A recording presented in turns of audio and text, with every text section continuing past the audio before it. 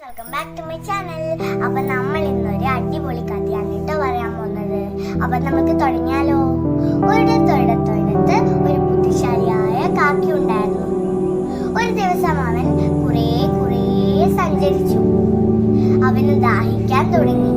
അവനൊരു മരക്കൊമ്പിൽ പോയി ഇരുന്നിട്ട് പറഞ്ഞു, എവിടെ നിന്നാണ് ഈ വെള്ളം കിട്ടുക? ഏതെങ്കിലും വീട്ടിൽ പോയി നമുക്ക് നോക്കാം. അവൻ പറന്ന് വീണ്ടും കുറേ സഞ്ചരിച്ചു. എവിടെ പോയിട്ടും ഒരു വീട് പോലും അവന് കാണാൻ പറ്റിയില്ല.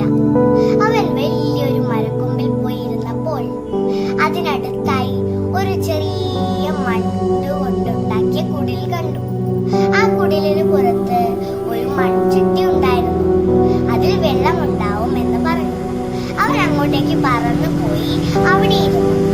വെള്ളമുണ്ട്, പക്ഷെ അത് അടിയിലേക്കാണുള്ളത്. അവൻ കുറേ ആലോചിച്ചു, എന്തു ബുദ്ധി ഉപയോഗിച്ചാണ് ഈ വെള്ളം കുടിക്കേണ്ടത്? അപ്പോൾ അവനൊരു ബുദ്ധി കിട്ടി. കുറേ കല്ലുകൾ എടുത്തിട്ട് കഴിഞ്ഞാൽ കുറച്ച് വെള്ളമെങ്കിലും പൊങ്ങി വരില്ലേ? കുറച്ച് കല്ലായിട്ട് ഇട്ടു തുടങ്ങി അവൻ. 10ാമത്തെ കല്ലിട്ടു.